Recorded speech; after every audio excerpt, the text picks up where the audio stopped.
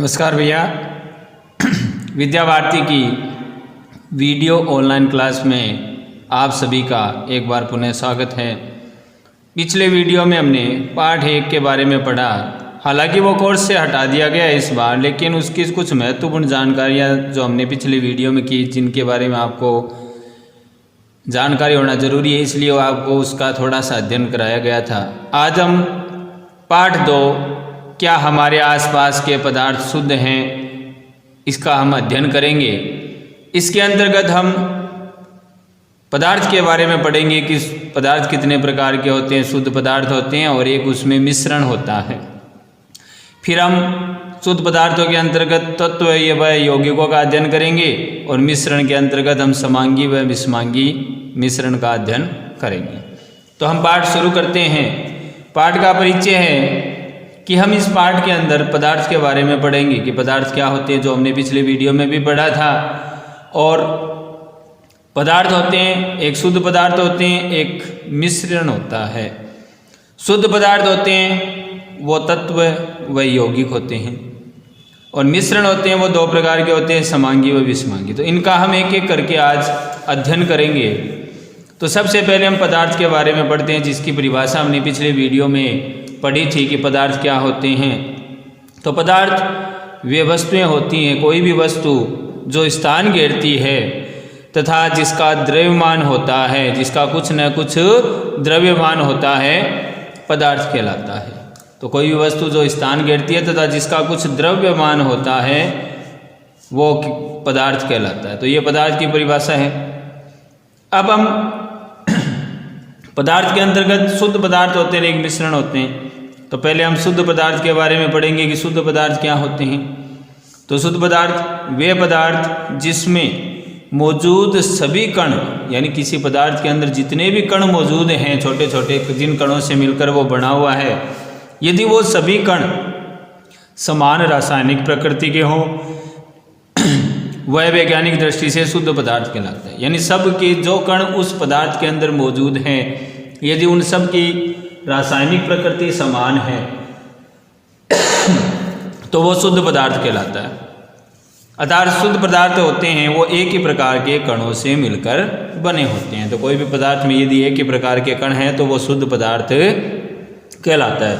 जैसे दूध है, जल है, प्रोटीन है, ये सारे हैं वो शुद्ध पदार्थ में आते हैं। अब बात करते हैं तत्व की। तत्व क्या होते हैं? तत्व पदार्थ का मुख्य मूल विशुद्ध रूप है, जिसे कोई भी रासायनिक प्रक्रिया द्वारा अन्य सरल पदार्थों में विभाजित नहीं किया जा सकता, क्योंकि वो एक ही पदार्थ के कण होते हैं उसमें। तो तत्व पदार्थ का वह मूल या विशुद्ध एकदम शुद्ध रूप होता है, जिसे रासायनिक प्रक्रिया द्वारा अन्य सरल पदार्थों में विभाजित नहीं किया जा सकता है। जैसे लोहा है, सोना है, चांदी है, कार्बन है, ऑक्सीजन है। तो ये सारे तत्व हैं। क्यों? क्योंकि कार्बन के अंदर केवल कार्बन के तत्व हैं, ऑक्सीजन में केवल ऑक्सीजन के परमाणु होते हैं, चांदी के अंदर केवल चांदी के परमाणु होते हैं। तो ये सारे तत्व हैं। सभी जितनी भी धातुएं हैं इस पृथ्वी पर और अधातुएं हैं, जैसे धातुएं हैं लोहा है, सोना है, चांदी है, ये सारी धातुएं हैं। अधातुएं जैसे क्लोरीन है, ऑक्सीजन है, कार्बन है, ये सारी अधातुएं हैं। उपधातुएं जैसे जर्मेनियम है, सिलिकॉन है, बोरॉन है, ये सारे क्या हैं? उपधातुएं हैं, या इन्हें अधातुएं बोलते हैं, उपधातुएं या अर्धधातुएं बोलते हैं। अब हम इनके गुण पढ़ते हैं। धातुओं के गुण धर्म क्या होते हैं, हमने पहले भी पढ़े हुए हैं कि धातुएं जो होती हैं, धातुएं चमकीली होती हैं। धातुएं कैसी होती हैं? चमकीली। उनकी सतह जो होती है, शुद्ध अवस्था में उनकी जो सतह होती है वो चमकीली होती है। धातु जो होते हैं ताप व विद्युत के सुचालक होते हैं, इसलिए इनके बर्तन बनाए जाते हैं, बिजली के तार बनाए जाते हैं, क्योंकि ये विद्युत के क्या होते हैं? सुचालक होते हैं। धातुएं होती हैं वो आघातवर्ती व तन्य होती है, यानी चोट मारने पर चद्दर में बदल जाती है, या इनसे तार बनाए जा सकते हैं। तन्यता मतलब खींचकर तार बनाना। इसलिए इनको विभिन्न आकृति प्रदान करके इनके बर्तन हैं, आभूषण हैं, जो भी धातुओं की वस्तु हैं वो बनाई जा सकती हैं। ये ध्वनिक यानी ध्वनि प्रतिध्वनिपूर्ण होते हैं, मतलब जब इनको चोट मारते हैं तो ये ध्वनि उत्पन्न करने वाले होते हैं। तो ये धातुओं के प्रमुख गुण है। ऐसे तो अन्य गुण होते हैं, लेकिन ये प्रमुख गुण जो है अधातुओं के गुण। धातुएं अधातुएं होती है, वो चमकीली नहीं होती है, उनकी सतह होती है वो चमकदार नहीं होती जैसे धातुओं की होती है। ये ताप और विद्युत के कुछ अलग होते हैं। ये आघातवर्धक व तन्य नहीं होते हैं, न तो इनकी चद्दर बनाई जा सकती है न तार बनाए जा सकते हैं। ये भंगुर होते हैं, मतलब अगर आप चोट मारोगे तो ये छोटे छोटे टुकड़ों में टूट जाएगा, बुरादा हो जाएगा इनका। इसलिए ये कौन सी प्रकृति के होते हैं? भंगुर प्रकृति के होते हैं धातुएं। ये ध्वनिक नहीं होते हैं, मतलब तेज आवाज उत्पन्न नहीं करते हैं। अब तीसरा है उपधातु। धातु हो गया, अधातु के गुणधर्म हो गए उपधातु। उपधातु जो होते हैं ना, उपधातुओं में कुछ गुण धातु के होते हैं और कुछ गुण अधातुओं के होते हैं। तो कुछ तत्व धातुओं और कुछ अधातुओं के बीच के हैं या इन दोनों के गुण धर्म प्रदर्शित करते हैं। मतलब इनके जो गुण धर्म होते हैं वो दोनों के कुछ गुण धातु के होते हैं, उसमें कुछ अधातु के होते हैं। तो दोनों के गुण उसमें कुछ कुछ पाए जाते हैं। तो ऐसे तत्वों को उपधातु कहते हैं। जैसे उदाहरण है बोरोन, सिलिकॉन, जर्मेनियम। इनके उदाहरण है जैसे अधातु का कार्बन, ऑक्सीजन, सल्फर, ठीक है, क्लोरीन, फ्लोरीन, आयोडीन। धातु के है सोना, चांदी, लोहा, पित्तल, तांबा। ये सारे किसके हैं? धातुओं के उदाहरण हैं। अब बात करते हैं यौगिक की। अभी हमने शुद्ध पदार्थों के अंतर्गत तत्वों का अध्ययन किया। अब हम शुद्ध पदार्थ के अंतर्गत यौगिकों का अध्ययन करते हैं। तो यौगिक की परिभाषा क्या होती है? जब दो या दो से अधिक तत्व, जैसे दो तत्वों को आपस में मिला दिया जाए, तो दो या दो से अधिक तत्वों को जब मिला दें तो दो या दो से अधिक तत्वों के मेल से, और मेल भी कैसा कि उन दो पदार्थ जो मिलाए जा रहे हैं उसका उस यौगिक के अंदर एक निश्चित अनुपात होता है कि दो या दो से अधिक तत्वों के मेल से निश्चित अनुपात में रासायनिक क्रिया द्वारा, और जो मिलना होता है उनका वो एक रासायनिक क्रिया होती है जिसके अंतर्गत वो मिलते हैं, और रासायनिक क्रिया द्वारा मिलकर जो पदार्थ बनते हैं वो यौगिक कहलाते हैं। तो दो या दो से अधिक तत्व, दो मिल सकते हैं, तीन मिल सकते हैं। तो जो दो या दो से अधिक जब तत्व है उनके मेल से एक निश्चित अनुपात में उनका मेल होता है, मिलाते हैं, और उनको मिलाने से एक रासायनिक प्रक्रिया द्वारा एक नए पदार्थ का निर्माण होता है जिसे क्या बोलते हैं? यौगिक कहते हैं। जैसे जल है वो एक यौगिक है, नमक है वो एक यौगिक है, एल्कोहल है वो एक यौगिक है, कार्बन डाइऑक्साइड एक यौगिक है। जैसे आप समझे, जैसे हम जल की बात करते हैं, जल एक यौगिक है। जल का सूत्र क्या होता है? H2O। तो जल के एक यौगिक में एक अणु के अंदर दो हाइड्रोजन के एक ऑक्सीजन का परमाणु जब मिलता है तो जल का एक यौगिक या एक अणु बनता है। तो दो भाग हाइड्रोजन और एक भाग जब ऑक्सीजन का मिलता है तो जल बनता है।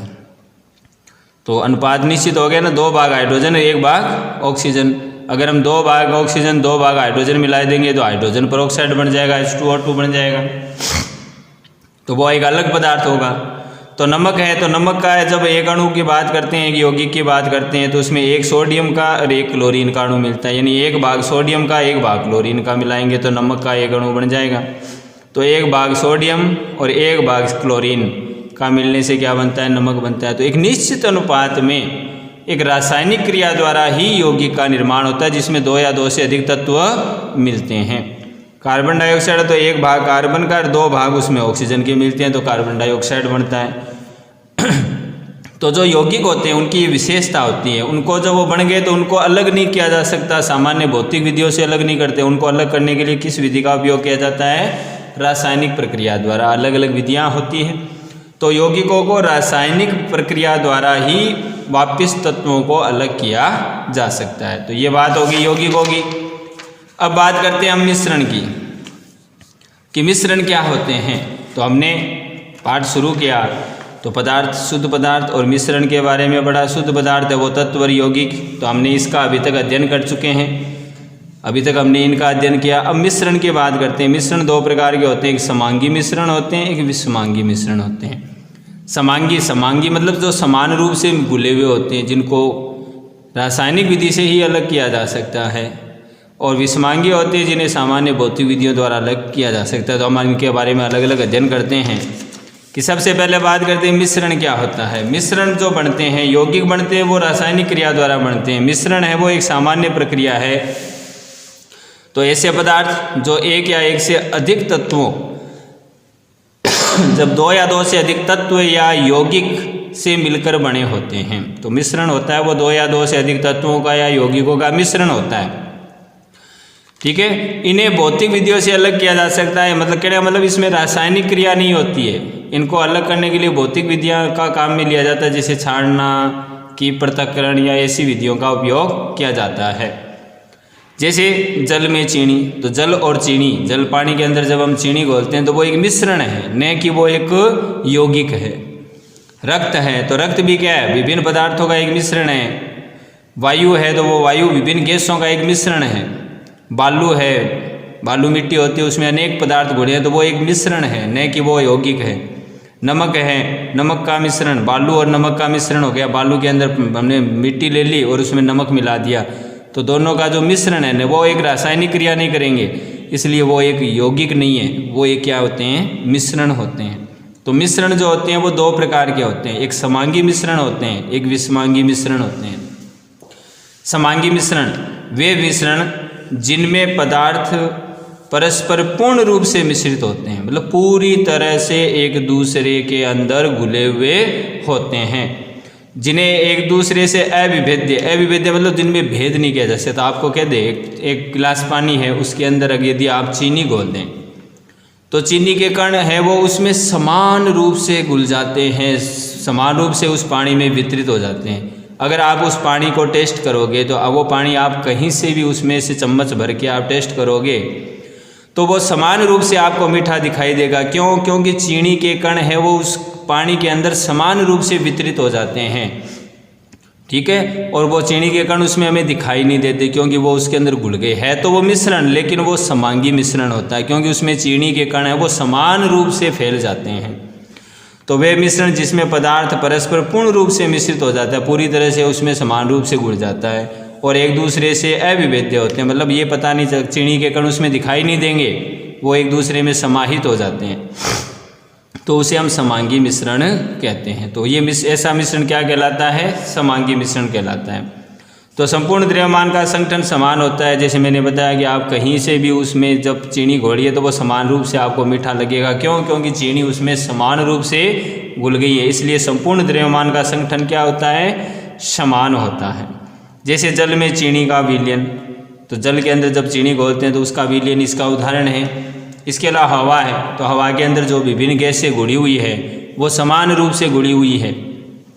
कोल्ड ड्रिंक्स हैं, कोल्ड ड्रिंक्स के अंदर जो भी पदार्थ मिलाए जाते हैं वो एक समांगी मिश्रण के रूप में उसके अंदर घुले हुए होते हैं, जो समान रूप से उसमें वितरित होते हैं। एक होता है विषमांगी मिश्रण। विषमांगी मिश्रण में क्या है, जो घुले हुए कण हैं वो उसमें अलग अलग स्थानों पर उनके द्रव्यमान होता है वो अलग अलग होता है, समान रूप से नहीं घुलते हैं, वो कहीं ज़्यादा कहीं कम। तो वे मिश्रण जिसमें पदार्थ पृथक रहते हैं, दोनों पदार्थ जो मिलाए गए हैं वो अलग अलग दिखाई देंगे आपको, कि एक पदार्थ अलग दिख रहा है, एक पदार्थ अलग दिख रहा है, और एक पदार्थ दूसरे पदार्थ में सिर्फ फैला रहता है, उसमें घुलता नहीं है, विषमांगी मिश्रण कहलाता है। जैसे शक्कर और बालू का मिश्रण, जैसे चीनी के अंदर मिट्टी मिला दो तो मिट्टी के कण आपको अलग दिखाई देंगे, चीनी के कण अलग दिखाई देंगे, तो वो कैसा मिश्रण है, विषमांगी मिश्रण है। उदाहरण इसका शक्कर प्लस बालू का मिश्रण इसका उदाहरण है। तो कोई भी दो पदार्थ इस प्रकार से मिले हो तो वो क्या कहलाता है, विषमांगी मिश्रण कहलाता है, जिसमें दोनों पदार्थ है वो अलग अलग रूप से दिखाई देते हैं। मिश्रण के गुण धर्म क्या होते हैं? मिश्रण के संगठक पदार्थों को आसानी से अलग किया जा सकता है। मिश्रण के जो पदार्थ होते हैं उन्हें सामान्य भौतिक विधियों द्वारा छानकर या अन्य जो भी भौतिक विधि है, अपकेंद्रण विधि है, उसके द्वारा क्या किया जा सकता है, अलग किया जा सकता है। प्रत्येक संगठक का जो पदार्थ मिलाए जाते हैं उन सब का अपना वास्तविक गुणधर्म होता है, वो अलग अलग अपना गुणधर्म प्रदर्शित करते हैं। संगठकों का अनुपात अलग अलग होता है, उनका निश्चित नहीं होता, कोई किसी भी मात्रा में उनको मिलाया जा सकता है, तो उनका अनुपात है वो निश्चित नहीं होता। यौगिक के अंदर तो क्या होता है, अनुपात निश्चित होता है। तो आज हमने मिश्रण तक पढ़ा। अगले वीडियो में हम यौगिक व मिश्रण में अंतर पढ़ेंगे, तत्व व यौगिक में अंतर पढ़ेंगे, विलयन के बारे में पढ़ेंगे। आगे जो चैप्टर है विलयन क्या होते हैं, विलयन कितने प्रकार के, विलयन में कौन कौन से पदार्थ होते हैं, एक विलायक होता है, एक विलेय होता है, जो अपने अंदर घोलता है वो विलायक होता है, जो घुलता है वो विलेय पदार्थ होता है। तो इसका अध्ययन हम आगे अगले वीडियो में करेंगे। तब तक आप इस पाठ का अच्छी तरह से अध्ययन कीजिए। ये परीक्षा की दृष्टि से बहुत महत्वपूर्ण पाठ है, आपको अच्छी तरह से इसका अध्ययन करना है, ध्यान में रखना है। तब तक के लिए धन्यवाद। जय हिंद, जय भारत।